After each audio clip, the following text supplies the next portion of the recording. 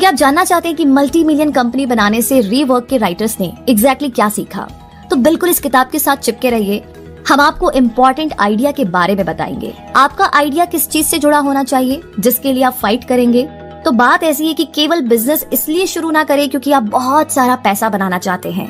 बिल्कुल, कभी कभी इस लालची रुख से भी सक्सेस मिल जाती है, लेकिन बहुत बार ये नुकसान पहुंचाता है। ऐसा इसीलिए है क्योंकि अगर आप केवल पैसे पर ध्यान देते हैं तो आप कभी कभी ज्यादा पैसा बचाने के चक्कर में अपनी कंपनी के आसपास के जरूरी कामों पर लापरवाही करेंगे, और ये लापरवाही लंबे टाइम में हर एंगल से आपको बहुत नुकसान पहुंचाएगी।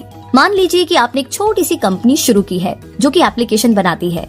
आपके पास केवल कुछ कर्मचारी है, लेकिन निश्चित रूप से आप फ्यूचर में कहीं ना कहीं से बढ़ाना चाहते हैं, आगे ग्रो करना चाहते हैं। अब अगर आपका ध्यान सिर्फ पैसा कमाना है तो आप शुरुआत से ही इसे फैलाना शुरू कर दोगे और अधिक से अधिक एम्प्लॉय को हायर करोगे। बहुत बार इसका मतलब है कि आप बहुत कम सैलरी देंगे, और अनुमान लगाइए कि जब लोग अपने काम के लिए कम पैसे लेंगे तो क्या होता है? आप सही है, वो कम काम करेंगे, और ये इतना ही सिंपल है। दूसरी ओर आप एक अलग विजन अपना सकते हैं। केवल पैसे पर ध्यान देने के बजाय आप कुछ ऐसा कह सकते हैं, 1 मिनट रुको, मेरी कंपनी के पास एक प्रोडक्ट है और मैं चाहता हूँ कि ये प्रोडक्ट सबसे अच्छा साबित हो। पैसा मेरी कंपनी की क्वालिटी का केवल एक बाय प्रोडक्ट है। अगर अच्छी एप्लीकेशन बनाने का मतलब है कि मैं अपने एम्प्लॉय को ज्यादा पैसे दूं, तो मैं ऐसा करूंगा। ये निश्चित रूप से कई एग्जाम्पल्स में से एक है। आप बिजनेस के हर एरिया में इस टाइप की सोच को लागू कर सकते हैं। गेमिंग, प्रोग्रामिंग, बहुत सारे ऐसे ऑप्शन हैं। हम ये कहना नहीं चाहते हैं कि पैसा एक प्रेरक नहीं है, लेकिन पैसा सबसे इम्पोर्टेंट चीज नहीं है। क्या आपको लगता है कि बिल गेट्स तब भी दुनिया के सबसे अमीर आदमी बनना चाहते थे जब उन्होंने खुद का बिजनेस शुरू ही किया था? शायद नहीं। वो बस एक युवा प्रोग्रामर थे जिन्हें वो काम करना पसंद था और सबसे अच्छा प्रोडक्ट बनाना चाहते थे, और कुछ 30 वर्षों के बाद दुनिया की सबसे मजबूत कंपनीज में से एक को लीड कर रहे हैं।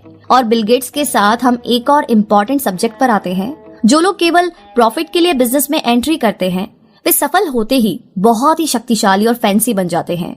बिल गेट्स के साथ ऐसा बिल्कुल नहीं हुआ था। आप उन्हें किसी सनसनीखेज मैगजीन के पीले पन्नों पर नहीं देखेंगे। वो अपने बच्चों के साथ भी ऐसे ही है। एग्जाम्पल के लिए बिल गेट्स अपने बच्चों के टेक्नोलॉजी के उपयोग के बारे में बहुत सावधान है, बहुत अलर्ट है। वो जानते हैं कि पैसा कमाना कितना मुश्किल है, और वो उनका अच्छे से पालन पोषण करना चाहते हैं, जिन्हें असली चीजों का पता हो। और आप स्वयं यदि वास्तव में सफल होना चाहते हैं तो इस तरीके से कुछ करने की कोशिश करनी चाहिए। कंक्लूजन निकालने के लिए आप जिस चीज से प्यार करते हैं उस पर ध्यान दीजिए। ये उतना कॉम्प्लिकेटेड नहीं है। बड़ी कॉर्पोरेट मार्केटिंग छोटी ईमानदार कंपनियों के लिए नहीं है। मतलब ये कि फर्स्ट चैप्टर में हमने कहा कि पैसे कमाने से ज्यादा इम्पोर्टेंट क्वालिटी फोकस्ड कंपनी बनाना है, तो यहाँ हम उस दिशा में जाते रहेंगे। अगर आप इसको फॉलो करते हैं तो सबसे इम्पोर्टेंट एडवाइस जो रीवर्क में मिलती है, आप स्वाभाविक रूप से एक का पालन कीजिए, एक चीज को फॉलो कीजिए। झूठी मार्केटिंग स्ट्रेटेजीज के बारे में बिल्कुल भूल जाइए। अगर आप रियलिटी में वास्तव में आप जिससे प्यार करते हैं उस पर फोकस करते हैं, यदि आप अपनी चीज के लिए लड़ने के लिए एक्चुअली में रेडी है, तैयार है, तो आपको बड़ी मार्केटिंग की जरूरत बिल्कुल नहीं है।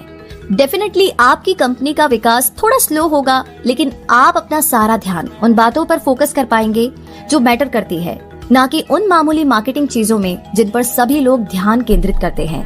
तो आइए अपने खुद के अनुभव से शुरू करते हैं। आपने कितनी बार टीवी विज्ञापन देखा है, टीवी पर ऐड देखे हैं जिसमें कहते हैं कि इस प्रोडक्ट को खरीदे, ये आपके बालों को पहले से कहीं ज्यादा खूबसूरत बना देगा। तो यहाँ पर उस दोस्त को, सहकर्मी को याद कीजिए जो आपको नजरअंदाज करता है। अब उसे आपको नोटिस करना होगा, क्योंकि आपके बाल बहुत खूबसूरत होंगे और अच्छी महक भी आएगी। कहने की जरूरत नहीं है कि हमने पूरी तरह से रियलिस्टिक होने की कोशिश नहीं की है, लेकिन आपको इसका अंदाजा है। जब आप ऐसा कुछ सुनते हैं तो आप तुरंत जान जाते हैं कि ये ऐड तो झूठ बोल रहा है, ऐसा थोड़ी ना होता है। तो विज्ञापन और मार्केटिंग का पूरा उद्देश्य, यानी कि उनका विजन आपको कुछ खरीदने के लिए दबाव देना है। इससे कोई फर्क नहीं पड़ता कि उन्हें आपको समझाने के लिए झूठ बोलना पड़े। तो आप इस तरीके की मार्केटिंग का सहारा नहीं लेना चाहते हैं, खासकर अगर आप कुछ ऐसी चीज बेचने की कोशिश कर रहे हैं जिसमें कुछ क्वालिटीज है। बेशक हम ये नहीं कहना चाहते हैं कि आपको पूरी तरीके से मार्केटिंग को नजरअंदाज करना होगा। मार्केटिंग जरूरी है, लेकिन ये भी जरूरी नहीं है कि इस बेईमानी के खेल में बहुत ज्यादा फंस जाए। उदाहरण के लिए कुछ विज्ञापन बनाने की बजाय, जिन्हें हम सभी 1000 से ज्यादा बार देख चुके हैं, कुछ ऐसा बनाए जो सबसे अलग हो, कुछ असाधारण हो, यूनिक हो। उदाहरण के लिए कुछ क्रिसमस थीम वाले विज्ञापन बनाने की बजाय आप अपना विज्ञापन ट्रॉपिकल एनवायरनमेंट में बना सकते हैं। इसके अलावा कोका कोला ने पहले ही बहुत सारे टीवी एड्स के साथ क्रिसमस को मोनेटाइज कर दिया है। इसका मतलब है कि कोका कोला के लिए क्रिसमस वाली विज्ञापन प्रॉफिटेबल है और आपके लिए नहीं। इसीलिए सिंपल बने रहे और मार्केटिंग पर ध्यान केंद्रित करने की बजाय एक ऐसा प्रोडक्ट बनाने की कोशिश कीजिए जो इतना अच्छा हो कि उसे मार्केटिंग की भी जरूरत ना हो। चलिए अब आगे बढ़ते हैं और जानते हैं इस लाइन के बारे में। एक वर्कहॉलिक यानी कि काम में डूबा हुआ और एक प्रोडक्टिव इंसान, दो कंप्लीट चीज है। हम एक ऐसे समाज में रहते हैं जो मूल्यों पर काम करता है। ऐसे समाज में हर समय काम में पूरी तरीके से डूब जाना और दुनिया की दूसरी सभी इम्पोर्टेंट चीजों को भूलना आसान है। इससे भी जरूरी बात यह कि यदि आप अपने आप को लंबे टाइम तक काम करने के लिए मजबूर करते हैं तो आप लेस प्रोडक्टिव हो जाएंगे। इसकी बजाय आप जितना चाहे उतना काम कीजिए। इसी तरह दूसरों से लंबे टाइम तक काम करने की मांग ना करें। ऐसा करने से आपके एम्प्लॉय आपका सम्मान करेंगे, क्योंकि वो देखेंगे कि आप उन्हें इंसान के रूप में मानते हैं, ना कि मशीनों के रूप में। वैसे वेस्ट के लोगों का कहना है कि वो कितना काम करते हैं और पिछले हफ्ते उन्होंने कितने घंटे काम किया है। ये निश्चित रूप से ठीक है, लेकिन इसका मतलब ये नहीं है कि हर किसी को काम में डूबे रहने वाला एकदम वर्कहॉलिक होना चाहिए। काम में डूबे रहने वाले इंसान विशेष रूप से अपने काम के बारे में चिंतित हैं, उन्हें फिक्र है अपने काम की। वो एक ही टाइम में परफेक्शनिस्ट भी है और ये एक डेडली कॉम्बिनेशन है, क्योंकि इसका मतलब है कि वास्तव में कुछ भी नहीं किया जा सकता। तो आइए एक रियल लाइफ एग्जांपल लेते हैं। मार्क एक अकाउंटिंग फर्म में काम कर रहे थे और अपनी पूरी जिंदगी के दौरान उन्हें अपनी जिम्मेदारियों को पूरा करने का जुनून था, पहले स्कूल में और अब अपने काम पर। तो रिजल्ट ये रहा कि थोड़े से काम टलने के मामूली हिंट पर भी वो बहुत ही बेचैन हो जाता था। जब भी उसे एहसास हुआ कि उसे काम खत्म करने में थोड़ा सा ज्यादा टाइम लगेगा, तो वो इतनी टेंशन में आ गया कि उसने काम पूरा करने के लिए सब कुछ अनदेखा कर दिया। उसने खाना, सोना और बाकी नॉर्मल एक्टिविटीज की ही नहीं। तो परिणाम स्वरूप वो लंबे टाइम के लिए बीमार हो गया और वो उस काम को भी करने के लायक नहीं रहा जो कि इकट्ठा हो गया था। तो मार्क यहाँ पर एक परफेक्शनिस्ट भी था। वो हमेशा कुछ गलती ढूंढता जिन्हें ठीक करने की जरूरत होती, और जब वो गलती ठीक हो जाती तो वो दूसरी गलती को ढूंढता और ऐसा करते रहता। कहने की जरूरत नहीं है कि ये उसके लिए उतना ही तनावपूर्ण था जितना कि उसके आसपास के दूसरे व्यक्तियों के लिए जो परफेक्शनिस्ट नहीं थे। इसलिए न केवल मार्क ने खुद को रोका, बल्कि उन्होंने अपने सहयोगियों को भी निराश किया। इसका मतलब ये नहीं है कि आपको सभी गलतियों को छोड़ देना चाहिए। ऐसा करने की बजाय तब तक काम करने की कोशिश करें जब तक ये आपको सूट करे। एक एफिशिएंट वर्कर बनने में सबसे जरूरी चीज है कुछ घंटों लगातार काम करना। जब आप वास्तव में किसी चीज पर ध्यान लगाते हैं तो आप फेसबुक मैसेज, इंस्टाग्राम पोस्ट, दूसरे डिस्टर्बेंस से परेशान नहीं होना चाहते। लेकिन जिस दुनिया में हम रहते हैं, इस तरह की चीजों से खुद को अलग करना बहुत मुश्किल है। यही वजह है कि आपको इसके लिए कड़ी मेहनत करनी होगी, खासकर तब जब आप हर 5 मिनट में अपने सोशल नेटवर्क को चेक करने के आदी हो गए हो। ये शायद उन चीजों में से एक है जिसपे जेसन फ्राइड और डेविड हेनिमियर ने सबसे ज्यादा जोर दिया। वे प्रोग्रामर है और वे अफोर्ड नहीं कर सकते थे कि बेकार की जानकारी से उनका टाइम वेस्ट हो। अगर आप काम करते टाइम अपने सोशल मीडिया का यूज कम करना चाहते हैं तो बस फोन को बंद कर दीजिए या कम से कम इंटरनेट बंद कर दें।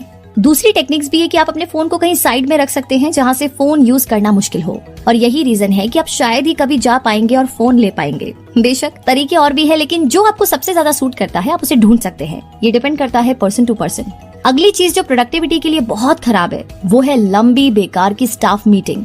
फ्राइड और हेनिमियर को इस टाइप की मीटिंग से सख्त नफरत थी, और यहाँ कारण है कि 10 लोग एक मीटिंग में हिस्सा लेते हैं जो केवल 1 घंटे तक चलती है। इसका मतलब ये है कि 10 घंटे के फोकस्ड काम को कड़ी मेहनत के अलावा किसी और चीज पर खर्च किया गया है।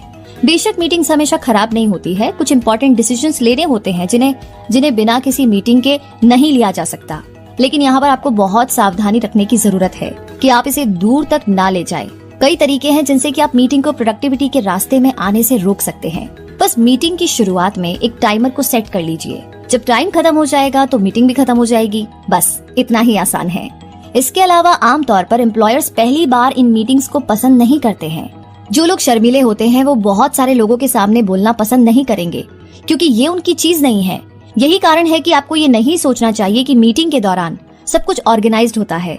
शर्मीले लोगों के साथ आमने सामने बातचीत हमेशा बेहतर होती है। इस तरह की बातचीत में उन्हें और पीछे रखा जा सकता है, जिससे वो शायद बेहतर सुझाव दे पाएंगे और आखिरकार ये उनके लिए बहुत ही कम स्ट्रेस वाला होगा। आइए अब आगे बढ़ते हैं और जानते हैं कि एग्जैक्टली अगर आपको आपका बिजनेस शुरू करना है तो आप इतनी सारी बातें सोचते हैं, इतने सारे प्लान्स बनाते हैं, लेकिन फैक्ट ये है कि आपको उससे कम की जरूरत है जितना आप सोचते हैं। आज के लोग फ्यूचर को लेकर के बहुत सतर्क है, बहुत अलर्ट है। वो अपना टाइम और पैसा किसी ऐसी चीज में नहीं लगाते जब तक कि उन्हें पूरी तरीके से यकीन नहीं हो जाता कि वो काम उनके लिए फायदेमंद होगा। यही रीजन है कि बहुत से लोग कभी भी अपने बिजनेस आइडिया को डेवलप नहीं कर पाते हैं। आज की दुनिया आपको ध्यान से सब कुछ तैयार करने, 10 साल आगे का प्लान बनाने, इन्वेस्टर को इकट्ठा करने आदि के बारे में सिखाती है। तो रीवर्क में आप सीखेंगे कि ये सभी आपके बिजनेस शुरू न करने के लिए बहाने हैं। मान लीजिए कि आपको अपने ही शहर में एक सिंपल सा रेस्टोरेंट खोलना है और ये आइडिया आपके दिमाग में काफी टाइम से चल रहा है और आपका ये इंटरेस्ट इस लेवल पे है कि आप इमेजिन कर रहे हैं और लोगों को खाली प्लेटें लौटाते हुए देखते हैं। तो नेचुरली आप इसका विस्तार करना चाहेंगे, आप इसे आगे बढ़ाना चाहेंगे। हालांकि तुरंत आपके सामने बहुत सारी प्रॉब्लम्स है, कौन सी जगह पर खोले, कंपटीशन कितना है, आपका 5 साल का प्लान क्या है। कुछ टाइम के बाद में आप शायद सब कुछ छोड़ देंगे और अपने कंफर्ट जोन में जाकर के बैठ जाएंगे। तो फ्राइड और हेनीमियर आपको जो यहाँ पर सिखाते हैं वो बस यही है कि वही करना है जिससे आप प्यार करते हैं। बस रेस्टोरेंट खोले और देखिए कि ये कहाँ जा रहा है। एक रेस्टोरेंट को लीड करने के प्रोसेस में आप कुछ इंपॉर्टेंट चेंजेस करने में सफल होंगे जो कि आपको सक्सेस की ओर ले जाएगा। और आप इन चेंजेस के लिए पॉसिबिलिटीज यानी कि संभावनाओं को नहीं देख पाएंगे जब तक आप अपना पहला साहसिक कदम नहीं ले लेते। मतलब एक स्टेप आपको उठाना ही होगा इमेजिनेशन से निकल करके। आज इंटरनेट पर आप ऐसे बहुत सारे लोगों को देखते हैं जो कि खुद से ही कंसल्टेंट बने हुए हैं, जो आपको विश्वास दिलाने की पूरी कोशिश करते हैं। वो बिजनेस और एंटरप्रेन्योरशिप को इतने मुश्किल तरीके से बताते हैं कि आप इसे समझ भी नहीं पाएंगे। यही रीजन है कि आपको उन्हें आपकी मदद करने के लिए पैसे देने पड़ेंगे। इन लोगों के झांसे पर ना आए। आमतौर पर उनके पास कोई भी ज्ञान नहीं होता और वो जो भी करते हैं, जो भी कहते हैं वो सिर्फ बातों में, मतलब कुछ भी उन्होंने रियल नहीं किया है। इसीलिए इन सभी चीजों का ध्यान रखें। और आगे सबसे अच्छी लाइन, छोटा शुरू करने से डरिए मत। ये शायद रीवर्क में सबसे इम्पोर्टेंट चीजों में से एक है। राइटर इसे इतनी बार दोहराते हैं कि हमें सिर्फ इसको बताना है। सबसे पहले छोटी कंपनीज में बहुत कुछ सुंदर है, सब कुछ छोटा है, बहुत ज्यादा पर्सनल है। आप हर एम्प्लॉय को उसके परिवार के बारे में पर्सनली जानते हैं। आप लोगों की एक छोटी सी कम्युनिटी बन जाती है जो कि एक ही आइडिया के लिए लड़ते हैं। ये कुछ ऐसा ही है जैसे हम छोटे होते हैं, हमें सबका प्यार मिलता है, लेकिन जैसे हम बड़े हो जाते हैं हम उस अपनेपन की भावना को खो देते हैं। इसलिए छोटी चीजों के साथ शुरू करने से डरिए मत। पहली बारी में जो कुछ भी आपके पास है, जो कुछ भी काम करता है, उसका यूज करें। देखिए कि चीजें आपके लिए कैसी चल रही है। बहुत ज्यादा कर्जों में ना डूबे। अगर आप बहादुरी से अपना बिजनेस शुरू करने का डिसीजन लेते हैं तो चांसेस है कि आपके पास पहले से ही एक नौकरी हो। अपनी पुरानी नौकरी को पूरी तरीके से छोड़ने की बजाय दोनों करने की कोशिश करें और देखिए कि चीजें कैसी चल रही है। अपने नए बिजनेस पर अनगिनत घंटे ना लगाएं, बस इसके बारे में सोच करके शुरुआत करें और हफ्ते के कुछ घंटे अपने बिजनेस आइडिया को डेवलप करने के लिए दें। कुछ टाइम के बाद आप ये तय करने में सक्षम होंगे कि क्या आपको अपनी पुरानी नौकरी को पूरी तरीके से छोड़ देने की आवश्यकता है। छोटे से शुरू करने का मतलब है कि आपकी कंपनी के कुछ सेक्टर अनडेवलप्ड रह जाएंगे। ऐसे सेक्टर्स पर आपको शुरू से ध्यान देना चाहिए। ये कोर सेक्टर है। ये कुछ ऐसे सेक्टर है जिनके बिना आपकी कंपनी काम नहीं कर सकती है। तो आइए एक बार फिर से उस रेस्टोरेंट का उदाहरण लेते हैं। ऐसी जगह खोलने के लिए जरूरी चीज बेशक फूड इंग्रेडिएंट्स और आप बेस्ट इंग्रेडिएंट्स हासिल करना चाहते हैं। दूसरी ओर कौन बेकार के सामान के बारे में परवाह करता है। जैसे कि रेस्टोरेंट पर कुर्सी की क्वालिटी, अगर आप उस पर बैठ सकते हैं और नीचे नहीं गिर रहे हैं तो वो अपना काम कर रही है, कम से कम शुरुआत के टाइम पर। तो चलिए एक और एग्जांपल लेते हैं। मान लीजिए कि आपको पेंटिंग करना बहुत पसंद है। अगर आपका पैशन है और ये एक ऐसी चीज है जिसे आप सबसे ज्यादा करना पसंद करते हैं, तो अब एक बात जिस पर आपको ध्यान देने की जरूरत है वो ये है कि आपकी स्किल। अगर आप अपना टाइम और पैसा बाहरी सामान में लगा दोगे, जैसे कि फ्रेम, एवरेज दर्जे के पेंटर बनकर के रह जाओगे। ये संगीत के साथ भी लागू होता है जो आपके लिए बहुत जरूरी है। आप दिखावे जैसी चीजों पर ध्यान लगाते हैं जैसे कि लुक्स, और एक बार फिर से आप एक अच्छे दिखने वाले एवरेज दर्जे के संगीतकार बनकर के खत्म हो जाओगे। तो लास्ट में यहाँ पर यही बात है कि छोटे से शुरू करने में डरिए मत। और सबसे इम्पोर्टेंट बात, इम्पोर्टेंट चीजों को सही से प्राप्त कीजिए, सही से अचीव कीजिए। आगे बढ़ते हैं और अगली लाइन पर फोकस करते हैं जो है कि बहुत जल्द इन्वेस्टर के लिए खोज ना करें। ये एक और सिम्टम है अपनी नौकरी में जल्दीबाजी करने का। जैसे ही आप अपनी पहली सक्सेस को अचीव कर लेते हैं, आप कुछ इन्वेस्टर को ढूंढने लग जाते हैं जो कि आपकी कंपनी को और आगे बढ़ाए। लेकिन ऐसा करने से आप कई गलतियां कर रहे हैं। सबसे पहले इन्वेस्टर को खोजने का मतलब है कि कंपनी में आपका हिस्सा छोटा हो जाएगा। अगर चीजें सही तरीके से आगे बढ़ती है तो आप कम पैसे होने के कारण खत्म हो जाएंगे, समाप्त हो जाएंगे, क्योंकि आप शुरुआत में बहुत जल्दबाजी में थे। दूसरा ये कि इन्वेस्टर पर भरोसा करके आप उनकी राय के अकॉर्डिंग अपनी कंपनी के नियमों को बदलने के लिए डिपेंड रहेंगे, और ये एक ऐसी चीज है जिसे आप बिल्कुल नहीं चाहते हैं। तो आखिरकार आप अपना खुद का बिजनेस शुरू इसलिए करना चाहते थे क्योंकि आपको लीडर बनना था जो डिसीजन ले सके। और यहाँ हम एक और इम्पोर्टेंट बात पर आते हैं। अगर आप बिजनेस शुरू इसलिए करना चाहते हैं ताकि आप इसे बेच सके जब वो थोड़ा बहुत सक्सेसफुल हो जाए, तो इसे शुरू करने से परेशान बिल्कुल ना हो। और इसके साथ साथ रेज्यूमे और फॉर्मल एजुकेशन में भरोसा ना करें। जी हाँ, सबसे पहले रीवर्क आपको सिखाता है कि जब भी जरूरी हो तभी हायर करें। इस तरीके से आपके पास एक एम्प्लॉय होगा जो कि आपके लिए बहुत जरूरी है, और यहाँ पर एम्प्लॉय अपने आप को जिम्मेदार समझेगा। जब खुद से लोगों को काम पर रखने की बात करें तो थोड़ा सावधान रहे कि बड़ी कंपनीज में लोगों को काम पर रखने के तरीकों को कॉपी करने की कोशिश ना करें। वे जो करते हैं, मतलब जॉब इंटरव्यूज की लिस्ट बनाना जो लोगों के रेज्यूमे पर डिपेंड होता है, ये दो बेकार की चीजें करने के समान है। आप अपना और दूसरों का टाइम बर्बाद कर रहे हैं। इसके बजाय अपनी खुद की गट फीलिंग में भरोसा रखें। कई रेज्यूमे पढ़ने की बजाय पोटेंशियल एम्प्लॉय को ढूंढने के लिए मौजूदा एम्प्लॉय की मदद ले। यदि आपके पास पहले से ही अच्छे मेहनती एम्प्लॉय है तो नए लोगों को खोजने में आपकी मदद करने के लिए कहने से डरे नहीं। अब यहाँ सवाल है कि रेज्यूमे जरूरी क्यों नहीं है। तो सबसे पहले पॉसिबिलिटी ये है कि पोटेंशियल एम्प्लॉय ने खुद अपना रेज्यूमे ना लिखा हो। ऐसे लोग हैं जो पैसे के लिए रेज्यूमे लिखते हैं। भले ही हो सकता है कि इंटरव्यू के दौरान आपको पता चल जाए, लेकिन फिर भी टाइम तो वेस्ट हो ही रहा है। इसके बजाय अपने मौजूदा एम्प्लॉय के कहने पर आप कुछ इंटरव्यू रखिए और देखिए कि सब कुछ आपके लिए कैसे चल रहा है। आई एम श्योर आपको एग्जैक्टली वो इंसान जरूर मिलेगा जिसकी तलाश में आप हैं, और वो भी कम टाइम में। इसी के साथ आगे बढ़ते हैं और अब जानते हैं कि फेलियर केवल एक संभावना नहीं है, ये जरूरी है। जी हाँ, लाइन थोड़ी सी डिफिकल्ट है हजम करने के लिए, बट ये इम्पोर्टेंट है। जैसे ही आप ये महसूस करते हैं, आप बहुत सारी असफलताओं से शांत दिमाग से निपट सकते हैं। इसके बारे में जरा सोचिए, क्या उसेन बोल्ट ने हर एक दौड़ जीती है जिसमें उन्होंने भाग लिया था? निश्चित रूप से नहीं। क्या एक अच्छा आइडिया होने का मतलब ये है कि आप सक्सेसफुल होने वाले हैं? बिल्कुल नहीं। इसीलिए आपको फेलियर को एक्सेप्ट करना चाहिए, भले ही वो जितनी भी बड़ी हो। निश्चित रूप से आएगी। इसे दबाने की कोशिश करने की बजाय आपको इसे एक्सेप्ट करना चाहिए और इसके लिए तैयार होना चाहिए, कम से कम इमोशनली। एग्जाम्पल के लिए मान लीजिए कि सब कुछ ठीक चल रहा है, आपने अपना बिजनेस शुरू किया और उसको एक्सपेंड करना भी शुरू कर दिया। शायद आप इसे लेकर के बहुत आगे की सोच रहे हैं और आपने जितना आपके पास है उससे ज्यादा पैसा उधार ले लिया है, और कुछ टाइम के बाद आपको पता चलता है कि आप अपना उधार वापस नहीं कर पाएंगे। इसके बारे में ज्यादा परेशान होने की बजाय आपको ये एक्सेप्ट करना चाहिए कि प्रॉब्लम मौजूद होती है, लेकिन इससे निपटना चाहिए। खुद के साथ ईमानदार रहिए। कुछ ऐसा कहिए, हाँ मैं अब फेल हो गया हूँ, लेकिन इसका मतलब है कि मुझे अब पता है कि फ्यूचर में क्या मुझे नहीं दोहराना है, मुझे कौन सी मिस्टेक नहीं करनी है। प्रॉब्लम के बारे में एक अच्छी कहावत है, कोई प्रॉब्लम नहीं है, केवल सोल्यूशन है ना अमेजिंग लाइन। तो अगर आप इस विजन से, इस दृष्टिकोण से सब्जेक्ट की ओर आगे बढ़ेंगे तो आप देखेंगे कि प्रॉब्लम को एक चुनौती के रूप में देखा जा सकता है जिसे सॉल्व किया जा सकता है। बिजनेस को लीड करते टाइम इस तरह की मानसिकता जरूरी है। कुछ बहुत ही सक्सेसफुल लोगों ने अपने करियर के शुरुआती दिनों में संघर्ष किया, सिर्फ बाद में दुनिया में सबसे ज्यादा सक्सेसफुल बनने के लिए।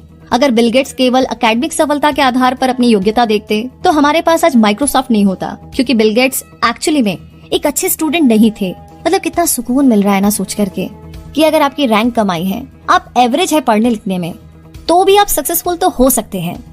तो कंक्लूजन ये निकलता है कि हमारी राय के अकॉर्डिंग ये सबसे जरूरी सीखने वाली चीजों में से एक थी, लेकिन हम आपको अपने दम पर किताबें पढ़ने के लिए एनकरेज करते हैं और खुद को जज करने के लिए भी कहते हैं। शायद आप कुछ ऐसा ढूंढ सकते हैं जो आपकी पर्सनल प्रॉब्लम से रिलेटेड है, और लास्ट में आपको इन सभी स्टेटमेंट्स को याद रखना चाहिए जो रीवर्क में मिल सकते हैं।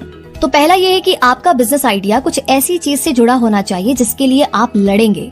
केवल इसलिए बिजनेस शुरू ना करें क्योंकि आप इसे कुछ सालों के बाद बेचना चाहते हैं। कुछ ऐसा कीजिए जो एक्चुअली में आपके लिए मायने रखता हो। दूसरा है कि बड़ी कॉर्पोरेट मार्केटिंग छोटी ईमानदार कंपनियों के लिए नहीं है। बड़ी कंपनीज के मार्केटिंग के तरीकों का प्रयोग करने की कोशिश ना करें, खास करके अपने बिजनेस के शुरुआती दिनों में। इसकी बजाय सबसे जरूरी चीजों पर ध्यान दें। तीसरा है वर्कहॉलिक होना और प्रोडक्टिव इंसान होना, दो कंप्लीट चीजें हैं। अगर आप देखते हैं कि काम थोड़ा धीमा चल रहा है तो घबराइए नहीं।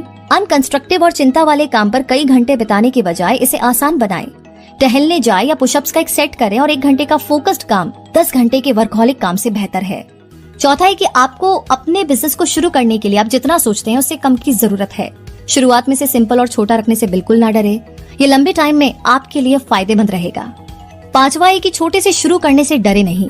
छठा है कि इन्वेस्टर के लिए बहुत जल्दी ही खोज ना करें, वे आपको खरीद लेंगे और आप अपनी खुद की कंपनी पर कंट्रोल खो देंगे। सातवां है रेज्यूमे और फॉर्मल एजुकेशन में भरोसा ना करें। जैसा कि फ्राइड और हेनिमियर का कहना है कि अपनी खुद की इंस्टिंक्ट पर भरोसा करें, अपने एम्प्लॉयज से पर्सनली मिले और उनसे पूछें। आठवां है कि असफलता केवल एक संभावना नहीं है, ये जरूरी है। हर कोई फेल हो जाता है, आप भी निश्चित रूप से होंगे। यही कारण है कि आपको ये एक्सेप्ट करना होगा कि आगे कुछ प्रॉब्लम आएगी और आप उससे डरने और घबराने वाले बिल्कुल नहीं।